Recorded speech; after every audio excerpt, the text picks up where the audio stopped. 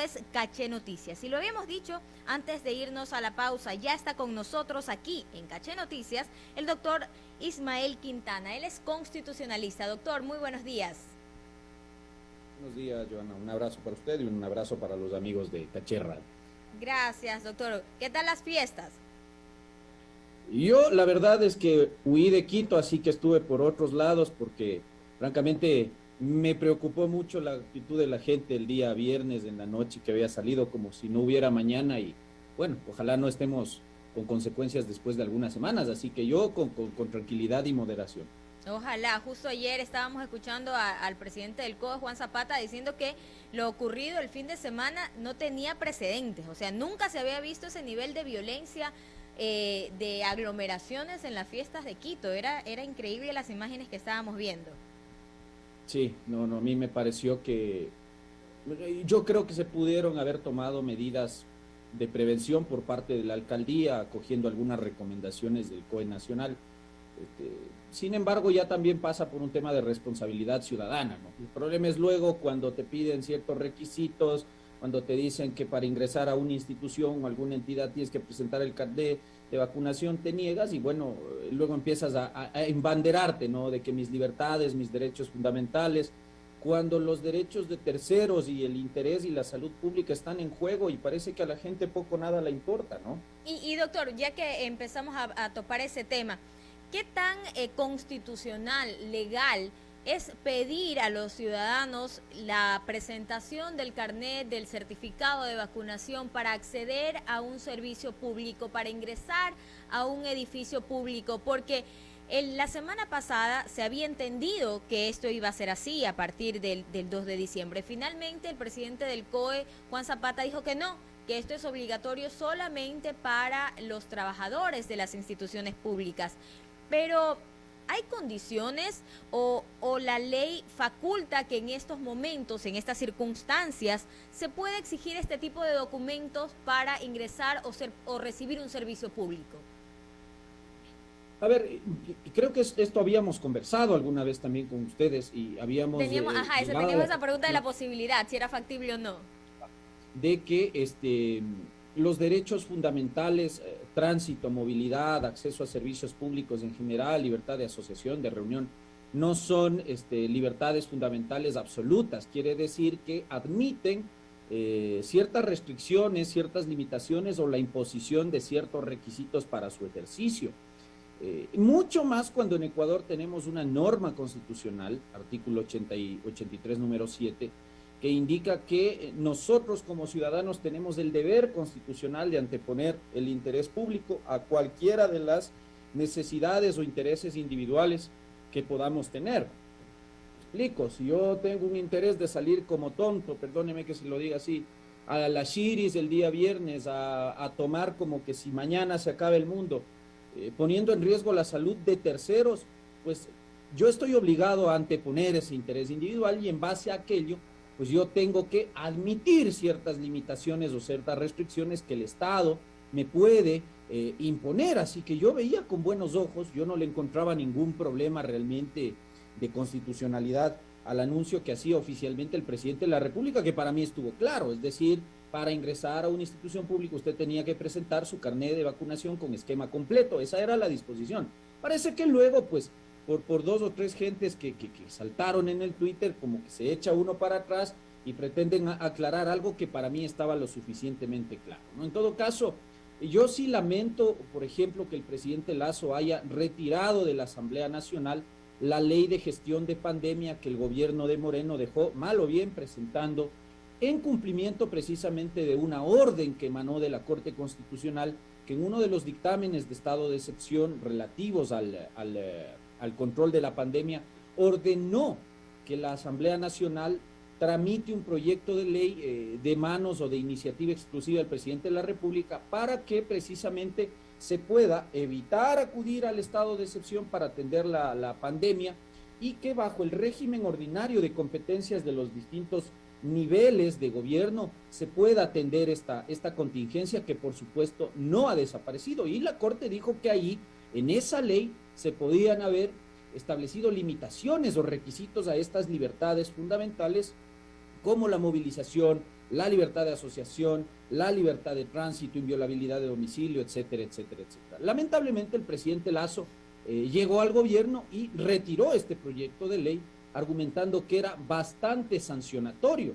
Pero resulta que la Corte mandó a que se cree una ley para sancionar a la gente como la que salió acá el día viernes en la noche en la Ciris a producir desmanes y a poner en riesgo la salud pública.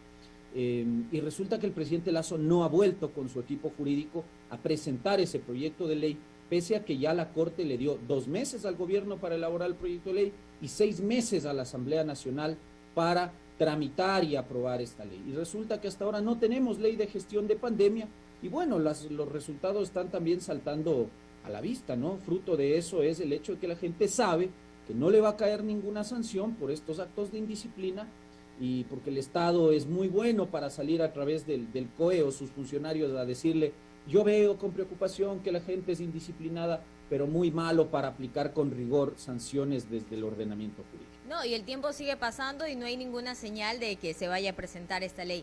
Ahora, este proyecto de ley. Ahora también el día de ayer nos levantamos con la noticia que, por ejemplo, la Cancillería había decidido suspender temporalmente la atención en la Zonal 8, esto es en el gobierno zonal, de todos los servicios porque se había detectado un caso en uno de los trabajadores de la Cancillería, en la Zonal 8. Se suspenden los servicios, se anuncia por Twitter y se dice que se va a realizar el trabajo de forma virtual, telemática, en forma de teletrabajo y que se va a reanudar la atención, bueno, en los próximos días, no hay una fecha. ¿Esto es así? ¿Se tiene que ser tan radical, suspender los servicios cuando hasta en las épocas difíciles, ¿no? Había una atención, aunque parcial, pero había la atención? Bueno, la Constitución prohíbe la paralización de la prestación y el acceso a servicios públicos. Ahora, otra cosa es el servicio público entendido como la actividad de los funcionarios en relación de dependencia con el Estado.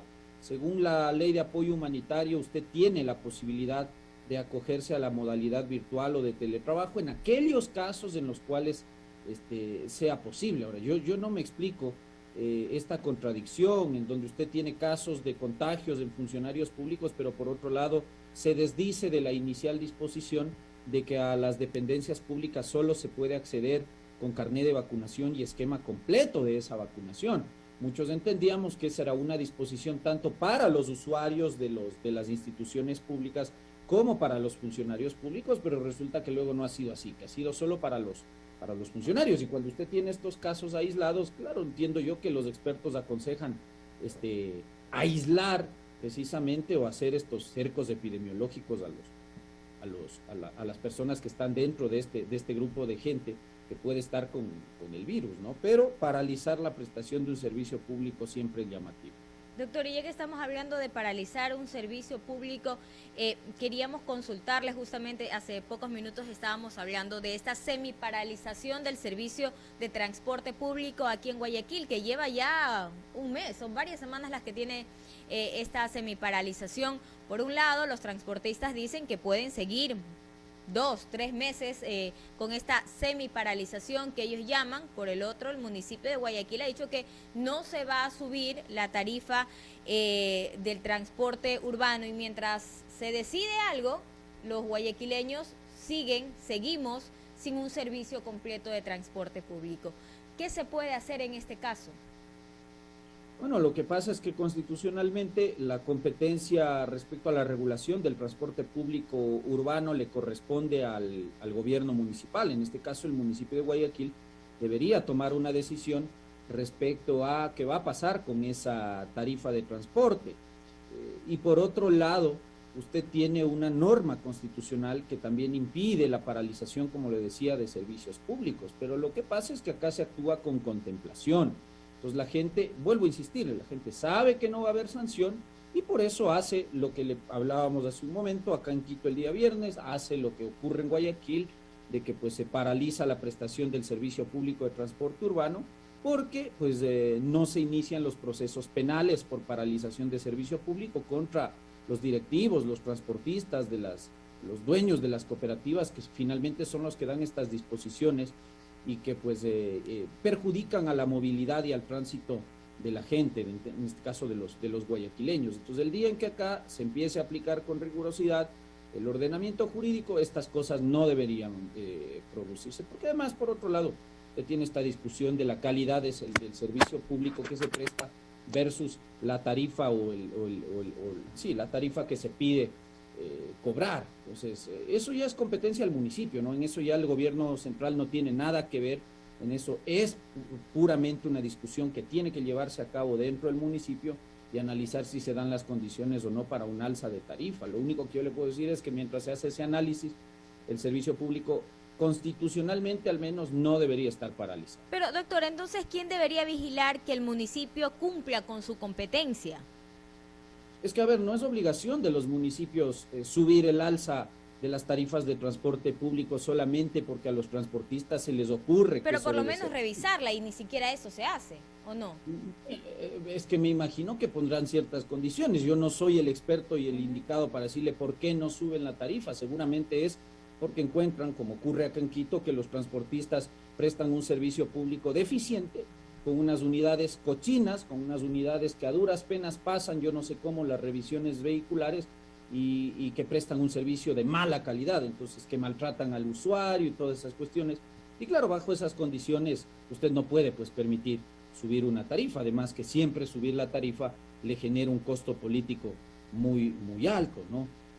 La gente que usa el transporte público es gente que naturalmente no tiene las condiciones para o la suerte de trasladarse en un vehículo privado, y eso hace que si usted le eleva la tarifa de transporte, para esa gente es complicado. Entonces, todas esas cuestiones, supongo yo, tendrán que analizarse, pero lo único que le puedo decir es que constitucionalmente solo los municipios, en este caso, pueden decidir el alza, la baja o la revisión de una tarifa de transporte público urbano. Está mal seguirle insistiendo al gobierno que ejerce una competencia constitucional que no tiene.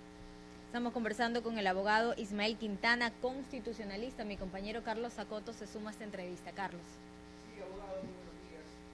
Qué gusto saludarlo. Bienvenido nuevamente a Café Noticias. Solo para cerrar el tema del transporte urbano de Guayaquil. En el Código Orgánico Integral Penal se detalla aquello de los delitos paralizados de servicios públicos. Y en la, digamos, reseña de este delito dice paralizar la normal prestación del servicio público, ¿no? Esa palabra es importante, la normal prestación del servicio público. Acá en Guayaquil resulta que los transportistas han sacado de circulación la mitad de las unidades, complicando el transporte de los ciudadanos. ¿Eso se puede considerar como paralizar la normal prestación? Porque se entendería que lo normal es que todas estén en circulación y se estaría constituyendo un delito. Le consulto a usted, abogado. Yo le vuelvo a insistir, la Constitución, primero buenos días Carlos, un abrazo. La Constitución establece o impide paralizar la prestación de servicios públicos, eso dice la Constitución. El COIP parece que lo trata de reducir, pero sin lugar a dudas que el hecho de lo que está ocurriendo en Guayaquil, que no es de 2 o 3 días atrás, sino ya de semanas completas atrás, es una situación que debería ya estar siendo investigada por Fiscalía. Yo creo que sí hay una conducta, al menos que investigar, para aclarar si es que se pudo o no se pudo haber cometido un delito. Acá en Quito, ¿se acuerdan ustedes? Hace 2 años y pico, en octubre de 2019, pasó más o menos lo mismo, y Fiscalía actuó muy rápido con los directores o los dueños o directivos de las cooperativas de transporte, tanto de taxis como de buses. Se iniciaron procesos penales a la luz precisamente de este delito, y finalmente se les dio medidas alternativas, es decir, estuvieron unos días con prisión preventiva, luego salieron, pero finalmente desconozco en qué terminaron esos procesos penales. Lo mismo debería ocurrir acá, es decir, al menos una investigación previa para poder, por parte de Fiscalía, ejercer probablemente la acción penal pública. Si usted me pregunta a mí, creo yo que hay delito en esto, ¿no? Si usted deja de prestar el servicio de transporte al cual está usted obligado, porque si hay una cooperativa que se ha hecho de una concesión para la prestación de este servicio público, está constitucionalmente obligada a prestarlo, y bajo ningún concepto usted lo puede paralizar ni al 50, ni al 100, ni al 80, ni al 20% de las flotas. Si usted lo hace, a mi modo de ver, está cometiendo un delito, pero como le digo, el municipio pues de Guayaquil poco nada hace, no he sabido yo que se hayan presentado las respectivas denuncias en Fiscalía a fin de que Fiscalía puede iniciar las investigaciones previas, aunque lo puede hacer de oficio también la Fiscalía. Sí, así lo entiende usted, así lo entiendo yo, pero parece que así no lo entienden las autoridades. Desde el gobierno central básicamente se han delegado toda la responsabilidad de resolver este problema en todos sus frentes al municipio de Guayaquil. El gobernador del Guayas, Pablo Arosemena, le consultaba la semana pasada y me decía, bueno, esperemos que este tema no pase a mayores, pero es que ya ha pasado a mayores porque tienes más de un mes de suspensión parcial. Y como usted dice, claro, hay que analizar, ¿no?, qué es la suspensión normal. Hoy es 50%, mañana puede ser 70, 80% y... Que han dicho que van a seguir, por cierto, ¿no? Tremendo. Entonces esperamos en este tema un pronunciamiento diligente de parte de las autoridades. Otra temática, abogado Ismael Quintana.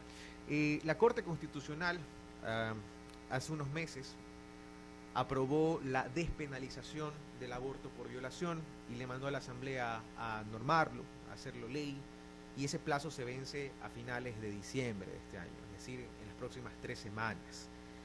Por lo pronto hay reclamos desde los colectivos sociales que ven que en la Asamblea Nacional el tema se ha dilatado de más. Y estamos ya a pocos días de la vacancia legislativa y hay quienes temen que este tema se pueda traspapelar, se pueda dejar para 2022.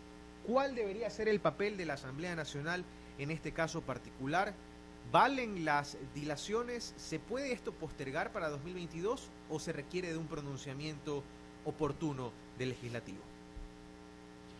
A ver, lo que dijo la Corte Constitucional hace algunos meses atrás respecto a este tema es que era inconstitucional aquella parte del artículo 150, número 2 del Código Orgánico Integral Penal respecto a la penalización de aquella mujer que fruto de una violación se sometía a un procedimiento de aborto. Eso era delito y a partir de la sentencia de la Corte Constitucional pues ya no lo es.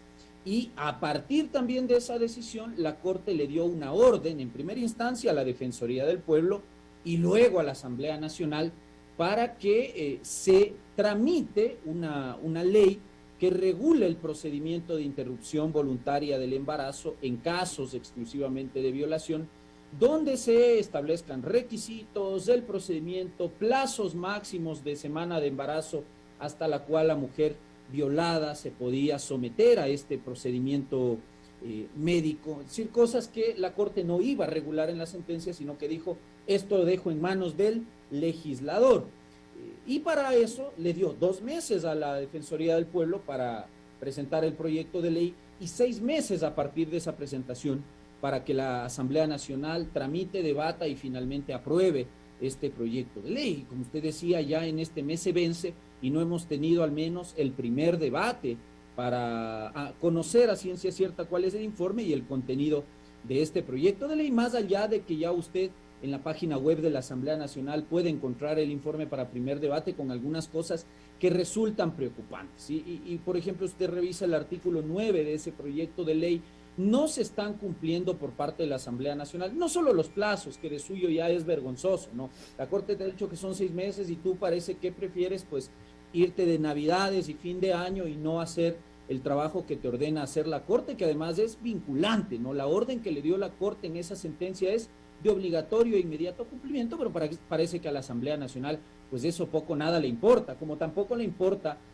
desarrollar este proyecto de ley bajo los estándares y parámetros que la propia Corte le ha impuesto. Primero, no se establecen en esa ley requisitos, condiciones de acceso al procedimiento médico. En segundo lugar, usted va a ver que no se establecen plazos o semanas de embarazo, límites, como dijo la Corte, dentro de las cuales la mujer violada podría someterse al procedimiento para efectos de no entrar en transgresión, como señalaba el fallo de mayoría de la Corte, del derecho a la vida. Esas son cosas que debieron haberse debatido en la comisión para efectos de elaborar el informe de primer debate y parece que eso, sin lugar a dudas, ni siquiera se ha tenido en cuenta. Entonces, me parece que este proyecto de ley está siendo debatido por lo menos con un rasgo de irresponsabilidad por parte de la Asamblea Nacional, y eso hará que finalmente la ley salga mal. Si usted me pregunta a mí, creo yo que la ley primero no va a salir en lo que resta de este año, eso no va a ocurrir porque, como usted bien anotaba, desde la siguiente semana esta gente se va de vacaciones de fin de año, y eso hace que en 2 semanas pues no vayamos a tener, aunque para efectos prácticos casi da lo mismo, no vayamos a tener Asamblea Nacional trabajando. Entonces, quiere decir que primero este proyecto ya pasa a la gaveta y esto saldrá en el próximo año seguramente y saldrá con muchos defectos. Entonces, yo no entiendo cómo la Asamblea se ha demorado tanto para discutir un proyecto de ley que no era extenso, que era corto, con temas puntuales que ordenó la Corte Constitucional y que parece que no hay o voluntad política o los acuerdos o la responsabilidad suficiente como para legislar este tema. Y mientras tanto, pues la disposición de la Corte sigue quedando en el aire porque por más declaratoria de inconstitucionalidad que se haya dado, si usted no tiene este marco normativo que regule el procedimiento de aborto por violación, bueno, las mujeres siguen estando, en este caso, en la indefensión, que es lo que se ha alegado por parte de estos grupos, ¿no?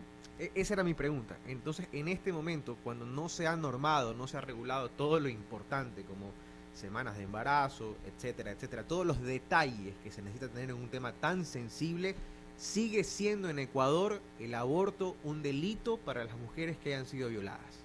Hay que decirlo así.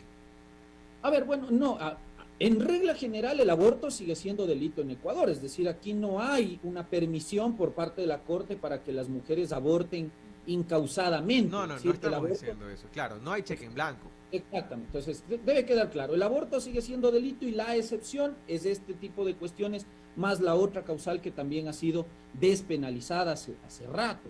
Entonces, para los casos de mujeres que lamentablemente han sido víctimas de un delito de violación y que desean voluntariamente interrumpir el embarazo, bueno, lo que tenemos ahora como consecuencia es que a partir de la sentencia de la Corte ya esa mujer no va a ir presa, no va a ser procesada penalmente. El gran problema que usted tiene es lo otro, el acceso al procedimiento médico como ordenó la Corte, público, gratuito, en condiciones de dignidad, con ciertos requisitos, con ciertas condiciones, con ciertos elementos probatorios que sirvan para que la mujer pueda acceder a este procedimiento. Eso, que es lo importante también y es la otra parte de esta situación, no está regulado. Es decir, lamentablemente, si bien la mujer no va a ser llevada a un proceso penal, pues va a tener que seguir sometiéndose a procedimientos probablemente clandestinos, irregulares, deficientes. ¿Por qué razón? Porque nuestra Asamblea Nacional pues ha preferido irse a cenar pavo de Navidad y a quemar el año viejo antes de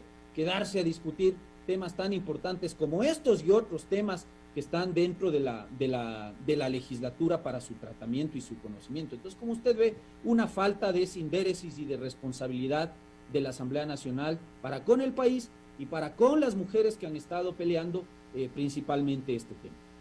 Abogado Ismael Quintana, constitucionalista, gracias por estar con nosotros esta mañana aquí en Caché Noticias, ayudándonos a despejar estas inquietudes importantes para el día a día de los ecuatorianos. Muy amable. Un abrazo, buenos días.